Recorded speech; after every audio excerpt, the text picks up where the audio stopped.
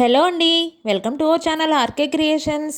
ఈరోజు మనం ఎంతో టేస్టీగా ఉండే దోసకాయ పప్పుని ఎలా తయారు చేయాలో చూద్దాము.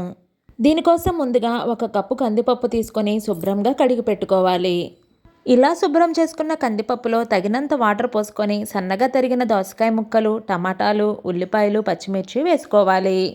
పచ్చిమిర్చి ముక్కలు కొంచెం ఎక్కువ వేసుకొని కారం తక్కువ వేసుకుంటే చాలా బాగుంటుంది. ఇప్పుడు చిటికెడు పసుపు, రుచికి సరిపడా కారం, కొంచెం చింతపండు వేసుకొని మూత పెట్టి 4 విజిల్స్ వచ్చే వరకు ఉడికించుకొని స్టవ్ ఆఫ్ చేసుకోవాలి. కుక్కర్లో ఆవిరిపోయిన తర్వాత మూత తీసి రుచికి సరిపడా ఉప్పు వేసుకొని మెతుపుకోవాలి. ఇలా తయారు చేసుకున్న పప్పుకు తాలింపు పెట్టుకుంటే రుచి అమోఘంగా ఉంటుంది. ఇప్పుడు తాలింపు కోసం ఆయిల్ హీట్ చేసుకొని తాలింపు దినుసులు, జీలకర్ర, వెల్లుల్లి, ఎండుమిర్చి, ఉల్లిపాయ ముక్కలు వేసుకొని ఫ్రై చేసుకొని చివరిగా కరివేపాకు యాడ్ చేసుకోవాలి.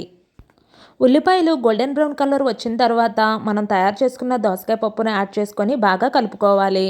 చివరగా కొత్తిమీరను యాడ్ చేసుకుంటే చాలు, ఎంతో టేస్టీగా ఉండే దోసకాయ పప్పు రెడీ అయినట్లే. మరి మీరైతే దోసకాయ పప్పును ఎలా చేస్తారో కామెంట్ చేయండి. మరిన్ని వీడియోల కోసం మా ఛానల్ను సబ్స్క్రైబ్ చేసుకోండి.